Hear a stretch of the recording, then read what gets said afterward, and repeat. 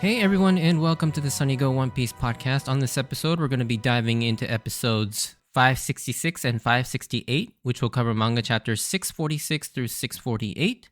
And this is the conclusion to the battle against the new Fishman Pirates as it draws to a close, but they're not out of danger yet with the Noah still falling to the island. Okay, synopsis. The Noah is reaching critical height as there's no time left. The Straw Hats finish off the new Fishman Pirate officers and Luffy manages to take down Hody for good this time. However, with no way to stop the Noah, Luffy must now figure out a way to protect the island before he gives out from blood loss and exhaustion. Alright, so differences. So in the anime, the final battle with Hody is stretched out a little bit where Luffy takes a couple more hits and another bite as well from Hody. And also, on Luffy's side, he also fires off another Red Hawk. In the manga, as soon as he dodges the Murasame attack, which is the one where Hody throws out like water-shaped sharks at him, basically like shark-shaped missiles, Luffy goes into finishing off Hody with his elephant gun. However, this is obviously a lot longer between the two. Another change that I don't like that they made in the anime is when Luffy's getting ready to finish off Hody, he yells at Shirahoshi not to approach and calls her Shirahoshi, her actual name, instead of Yoahoshi or Weak Hoshi, which is completely out of character for him. And I don't know why the anime, if this was like a mistake or something, but yeah, this is the one lone time the anime actually has him call her Shirahoshi instead of Yoahoshi, which is really weird. The anime also shows Luffy finishing off Hody with an elephant gun followed by an elephant gatling, instead of just the elephant gatling, which was what was shown in the manga. And then finally, there are a few extra scenes after the fight once the innocence of the Straw Hats had been confirmed by the royal family. A few of the fish people, citizens, say that they believe the Straw Hats all along, but the young kids keep them honest in saying that they're basically flip-flopping, which this scene is never in the manga. I think the scene's okay. I think it kind of paints the citizens of Fishman Island in a sort of a negative light, but it's true to a certain extent. But I don't know why they would show them flip-flopping.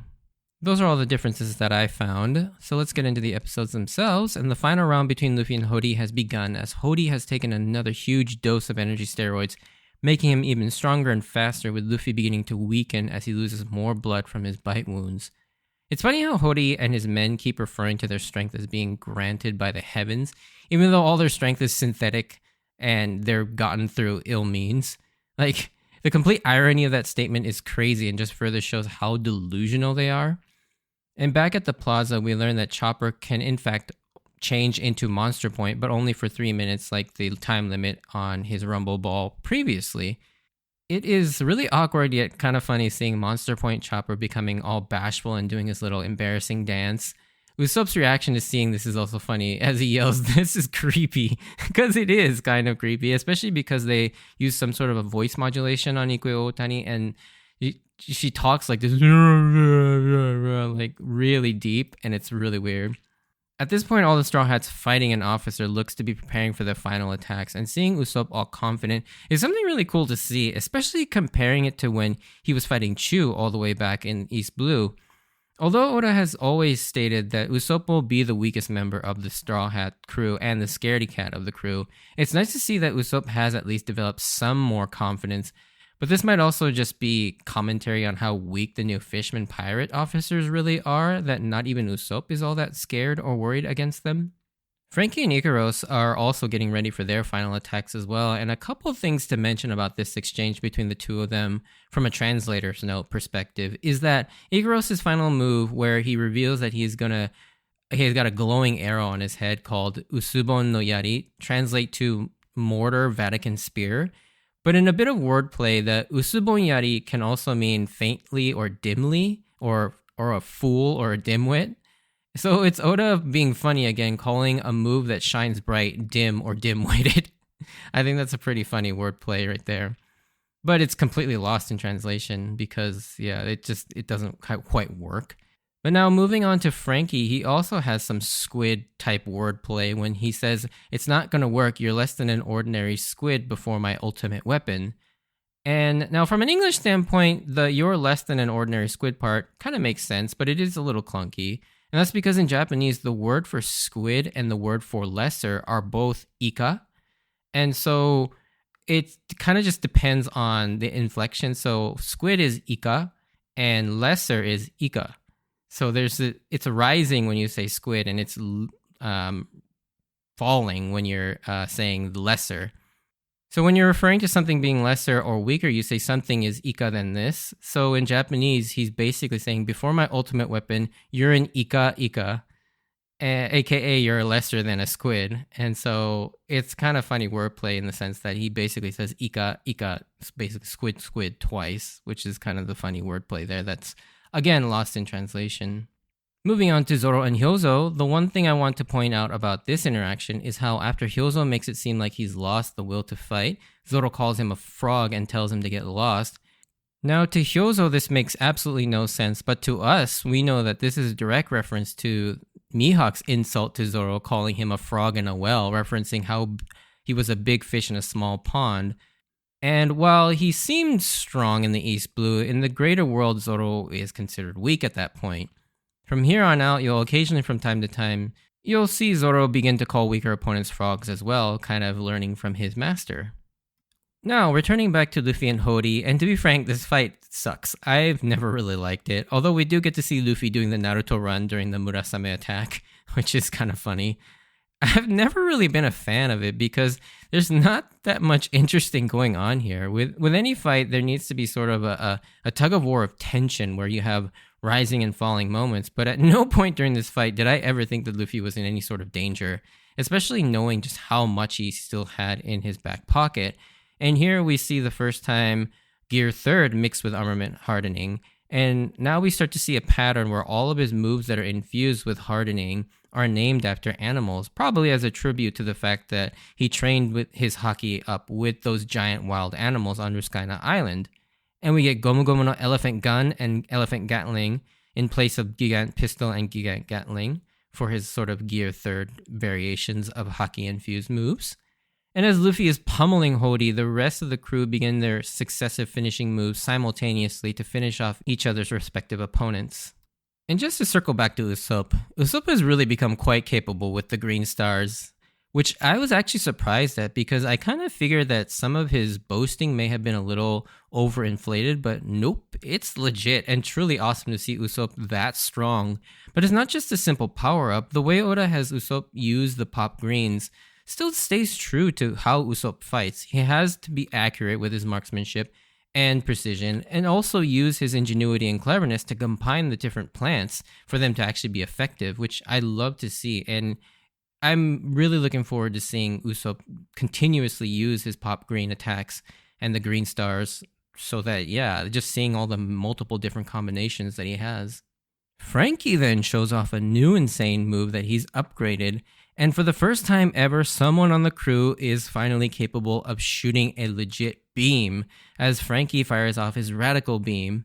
And this is a moment that has been built up since Drum Island, when Luffy got excited about the fact that he thought Chopper was going to shoot a beam out of his hooves. Each time he would freak out at the prospect that someone might shoot a beam, until a certain admiral shot a ton of them at them, but yeah, they obviously didn't like that. But speaking of that admiral, it's hard not to notice that Frankie's radical beam looks almost identical to Kizaru's Pika Pika beams. Now, if you remember Dr. Vegapunk, whose notes Frankie worked off of during the time skip, was the man who also found a way to weaponize Kizaru's lasers and install them on the pacifistas, which Frankie has now been able to replicate on his own body, which is amazing.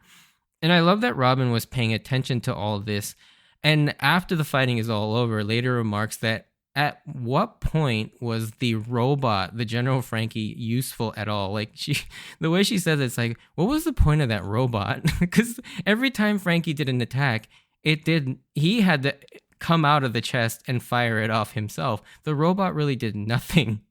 And then we get to the three strongest remaining Straw Hats. Sanji and Jinbei make quick work of Wadatsumi, while Zoro shows off an upgraded version of his iconic onigiri called Rengoku Onigiri, which Rengoku means purgatory.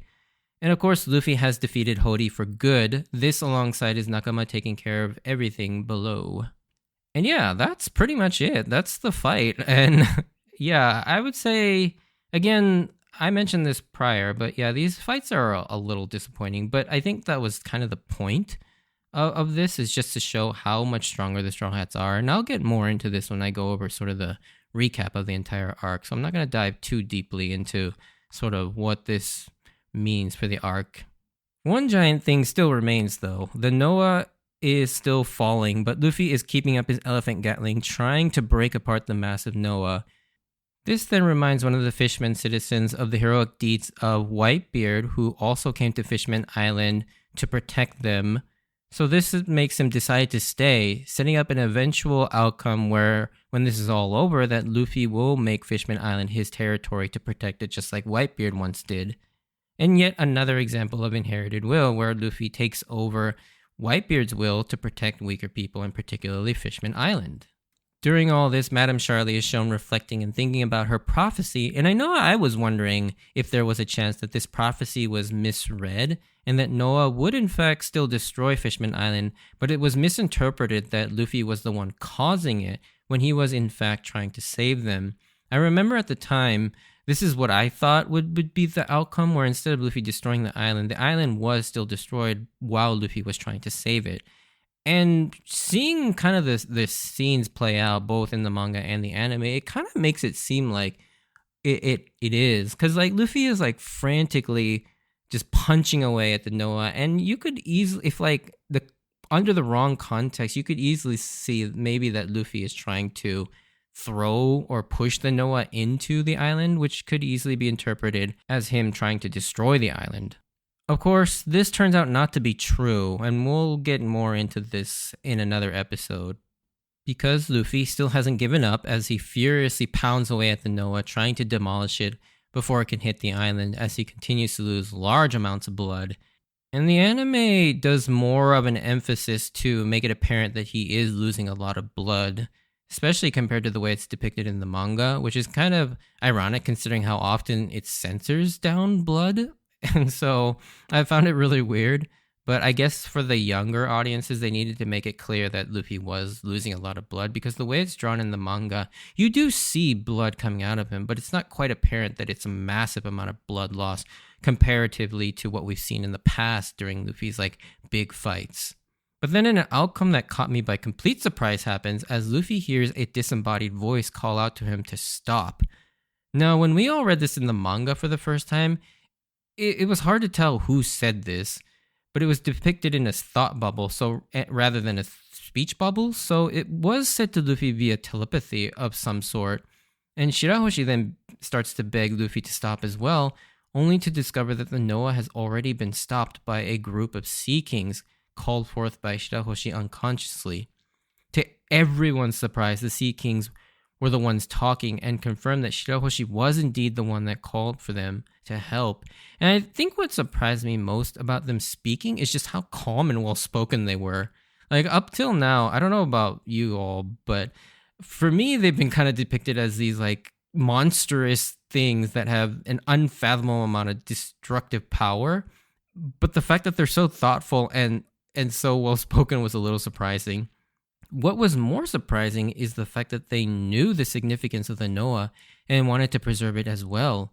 Shirahoshi's true power as the ancient weapon Poseidon is finally becoming very clear, as she basically commands an army that could level an entire country or wipe out armadas of ships in an instant if she wills these things to attack.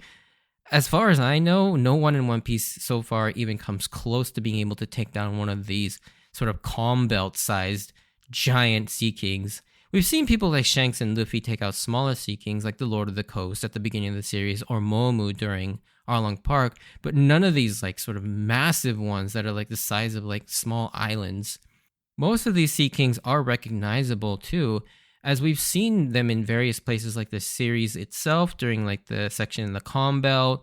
The color spreads are also another place where we see them, as well as the earlier openings like We Are and Believe. You can see, particularly the flamingo one and the cow one are very iconic ones. Many of these we've actually seen from just one particular scene where the Straw Hats accidentally found themselves in the Calm Belt. And if you'll remember, the Going Merry was stuck on top of the one that had the cow sort of colors, in the black and white one.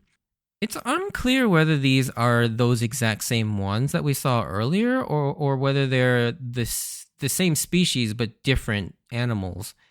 But I'm almost inclined to think that they are the same ones. Like these guys live for a long time seemingly, because they seem to know everything about the Noah and the, sort of the ancient times, and they even talk as if they've lived a long time, judging by that quote that they need someone to fix the Noah, but times have changed. And so I'm more inclined to think that these are the same ones that we saw earlier. The other very interesting thing about this scene is that Luffy could also hear them too. This is definitely something special to Luffy, as we see the brothers were nearby and they couldn't actually hear the Sea Kings. And it's later shown in a mini flashback that Roger also had this ability too. But then again, Luffy has always had sort of an affinity for communicating with animals somehow. You think back to Shushu, the Dugongs, the Lapern, as well as Tsurume at the beginning of this arc. So the clues for what this ability is has been spread out all over the series so far. However, the explicit connection between all the different clues has yet to actually be established. So I won't jump the gun here. But with the revelation that Roger can use this ability, and if you pair that with something Rayleigh mentioned back on Sabodi, you can kind of piece it together. And I'll elaborate a little bit more in the spoiler section, but I won't spoil it here since it's not as obvious. And it took actually me a little bit longer to really make this connection too, until I got one more piece of the puzzle a little bit later on down the story. But I do know people that were able to figure it out at this point in the story as well. The Sea Kings then place the Noah safely back down near the sea forest where Hachi, Kami, and Den are waiting, and during this, the Sea Kings still discuss if the Noah can be fixed and if it can still be used for its intended purposes to fulfill that promise that Neptune was talking about.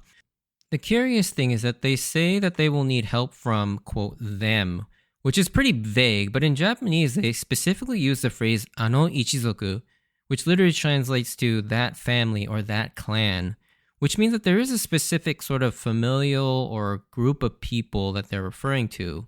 Now, of course, when we talk about clans and family in One Piece, what immediately comes to mind? And yeah, that's the D clan. And I think they might be referring to the D clan here, especially with that remark that it's a different age, now referencing the fact that many of the current D clan members probably have no idea about the ancient kingdom and whoever this Joy Boy is. However, one issue with this is that there are currently no D clan members that we're aware of, at least, that can sort of repair a ship, especially one of this size. So yeah, I mean, it remains to see who they're actually referring to, but a couple other potential things are the Giants of Elbaf. That's another one that they could potentially, like, they're certainly big enough to be able to repair a ship that size. The other one potentially, and I don't know that this one is or really makes sense, but like Tom and Den's sort of family, like the fact that Den is standing right there when the Noah is being dropped off is interesting. And also Tom and his family is known for building great ships, especially Roger's ship, and now Frankie, who is his apprentice, makes the Thousand Sunny. And so they have a very deep connection with this sort of lore and everything. So it could be Den that would eventually fix it. There is one more group of people that I won't mention till spoiler section because we haven't met them yet, but it will be further down in the story. The last thing to kind of dive into is the concept of the promised time. Timing seems to be a huge factor in all of this, as Rayleigh mentioned back in Sabodi that he and Roger were too early and that there was nothing that they could do even if they wanted to when they got to Laugh Tale. Now, with this statement from the Sea Kings, it really sounds like it has to happen at a specific time, or specific preparations need to be made before any of this can come together. And it's becoming pretty clear that whoever this Joy Boy is, the ancient weapons, the ancient kingdom, the promise, and the One Piece are all connected in some way, and they all need to come together at a specific time and place. When that time is and where exactly all this will take place, we're not sure yet. Lastly, to bookend these episodes, we get to one of my favorite moments of the entire arc, and one of the more iconic moments in the series. Luffy is rushed back down to the plaza by Shirahoshi, and he's lost a ton of blood to the point where he needs a transfusion, but no one in the crew shares the same blood type as Luffy, which is type F. And this moment, of course, has been set up from the very beginning with Sanji, and then again with Fisher Tiger. Now, I think, obviously, Sanji's whole thing was to set this and Fisher Tiger's moment up a little bit more, but I feel like there were just so many better ways to do this than Sanji having crazy nosebleeds from being too horny. Like, he could have easily been sort of injured up in the water earlier during, that fight with Surume and all that stuff. And then, yeah, or he could have been caught off guard by one of the officers. I don't know, anything but what we actually got. Anyways, before I get too far off topic here, let's get back to this scene. But yeah, both Fisher Tiger and Sanji were unable to get blood from the other race. So this moment not only serves as the first time a human and a fishman share blood, further symbolizing that deep down humans and fishmen are not that different, that the same blood runs through their veins and they need each other's to survive. And Fukaboshi realizes that this is the new beginning and the zero that he calls it, that they needed to build upon. One of my favorite moments is Robin holding up Chopper by the face as he treats Luffy while his body recovers from Monster Point. It's just so cute how Robin loves all things cute and fluffy and immediately rushes to help Chopper, and the way she just like scrunches his face as she's like holding him up while he does his thing is a really cute moment. And of course, I love that iconic shot of Luffy lying next to Jinbei as he gets blood from him. I will never forget that moment when I read this part for the first time. It was just so beautiful and full of hope, but most of all, we finally got the moment we had been waiting for all arc when he says, "Hey Jinbei, become my nakama." And I lost it as I was hype and ready for Jinbei to join, because it's been teased throughout this entire arc, and I was convinced that Jinbei was going to join. I mean, the way he was presented in the cover, the color spreads, the way he was talking, and just kind of joining in the Straw Hats during the fighting. And this was huge, like a former Shichibukai joining the Straw Hats and a fishman at that. It would be huge to the crew, as he can easily help with anything underwater, especially with how many Devil Fruit users the crew have. They can now be that much safer with someone like Jinbei around to save them should they fall overboard. Now, it's not quite clear what role he would serve on the ship. Obviously everyone has their designated role, and this wouldn't be as clear till later. I think you could kind of figure it out if you were paying attention, but I had no idea at this point, like what his actual job would be. However, not to squash too much of the excitement, there is going to be a huge catch with this invitation that we'll have to explore in the next episode and podcast, because it's not quite as awesome as we thought it was going to be. But anyways, if you did enjoy this, send me a like or comment. And if you want to join me on this journey of rewatching One Piece, please consider subscribing. Check out my Instagram and Twitter account at SunnyGo Podcast for updates of when I post new episodes. And as always, I wanted to thank you for taking the time out to listen to the podcast. Small spoiler section, but if you're not interested in that, stay safe out there, and I hope to see you on the next episode. Bye!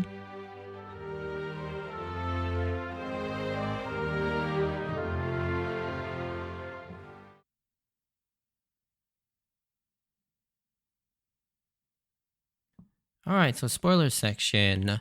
The only thing I really wanted to mention about this is basically how, with all of the clues that we've gotten so far, you can kind of infer that the ability that Roger and Luffy both possess at this point is the voice of all things that Rayleigh mentioned back in Sabodi when they were talking about the One Piece and all that stuff. And yeah, he mentions that Roger had the ability to hear voices of things. And in that instance, he specifically mentions how that's how Roger kind of understood generally what the poneglyphs were saying, in that this ability seems to be able to read the sort of inner spirit of whatever, even inanimate objects, or maybe that might signify that the poneglyphs are alive in some way. But yeah, this ability to basically speak with animals begins to make a lot of sense with how Luffy can somehow just instinctively like talk to animals, even though he can't quite understand them. I mean, we saw it with Shushu, we see it with the Kung Fu Dugong, we see it with the Leparn, and we see it with Surume, and a countless other animals, like particularly when we get the Dressrosa with Ushi, or Usi, that is another case where he befriends an animal, and obviously we learn a lot more about this. And this is where the point in the story where I made the connection is in Zou, when Momonosuke has the ability to talk to Zou, or not Zou, Zunisha, And similarly, Luffy also has that ability, and that's where all of that really came together for me. Where, oh, this is the voice of all things that's doing this, or allowing them to hear the voices. And so, yeah, but I think if you're really like creative and eagle-eyed, I do know that there were people that actually kind of made that connection at this point in the story too, which to me is insane. Like, I don't know how you put those things together, but yeah, that's incredible attention to detail. But in any case, yeah, it's really fun to see like these disparate concepts like all coming together at some point. The second and last thing I wanted to mention here in the spoiler section is the conversation of who might the other family or clan be that could potentially fix the Noah. And my thought was maybe someone in Wano. So potentially the Kozuki clan. Now I know Momonosuke can't do anything. Oden is dead. Hody is not a shipwright. But one person that may be able to do it is Sukiyaki. He is technically still alive. And so potentially maybe Sukiyaki could maybe lead the charge in terms of how to fix the Noah. I mean, he's in charge of protecting Pluton, as well as the fact that his family knows how to build the poneglyphs out of that like unbreakable stone. So that's another potential option. But in any case, that's pretty much all I really wanted to talk about here in this spoiler section. Obviously, we'll talk more about the voice of all things once it gets fleshed out a little bit more when we get to Zou and the whole thing with Momonosuke and Zunisha. Thanks for listening, and I'll see you on the next episode. See ya!